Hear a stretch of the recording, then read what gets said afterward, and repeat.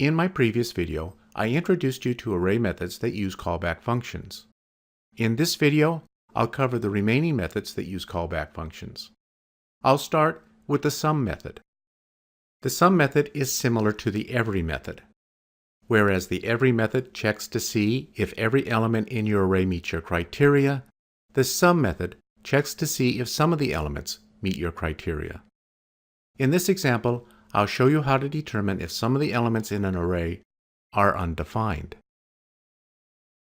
In my Scene 1 panel, I'll use the same setup as in my previous example, but I'll change some labels. In my Actions panel, I'll modify Array 2 so that one element is undefined. I'll do this by removing element number 2.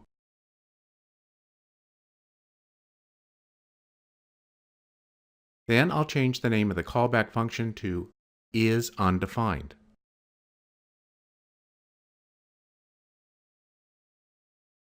I'll test each element like this.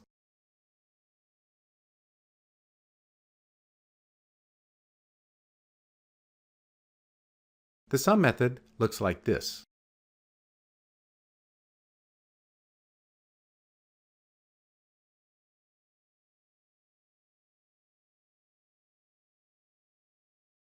Result 1 is the variable. Boolean is the type. Array 1 is the array being tested. Sum is the method. And isUndefined is the callback function.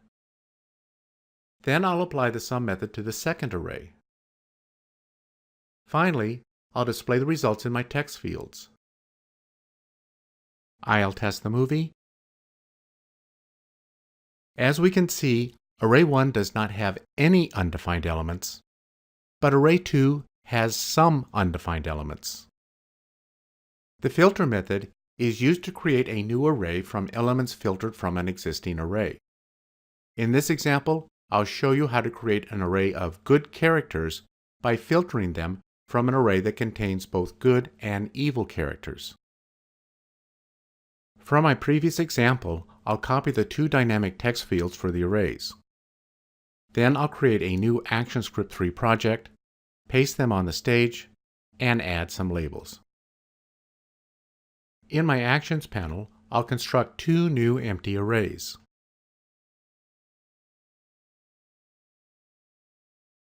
I'll add items to array 1 using the push method.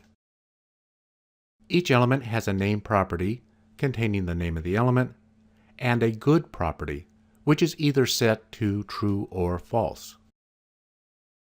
My callback function is similar to my previous examples and looks like this. In the body of the callback function, I will return only those elements in which the good property is true. Then I'll create a second array using the filter method, like this.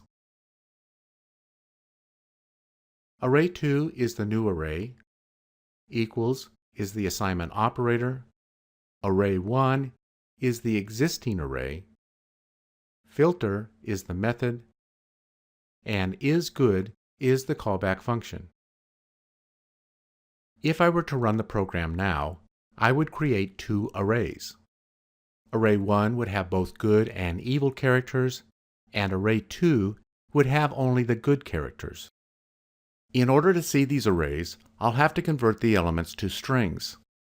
I'll show you how to do this by creating two new callback functions that will be called using the forEach method. I will create two variables to hold the string values for the elements in each array. Next, I'll create a callback function that will build the string for the first array. I'll add the name of each element to the first string like this.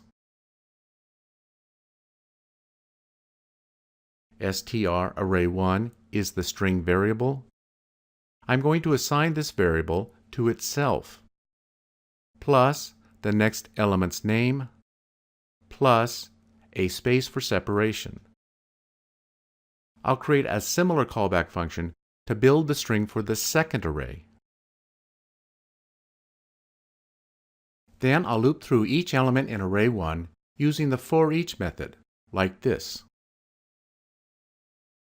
Array 1 is the array, for-each is the method, and buildString1 is the callback function that will combine all the element names into one string. I'll do the same for array 2. Finally, I'll display the strings for arrays 1 and 2 in their respective dynamic text fields, like this.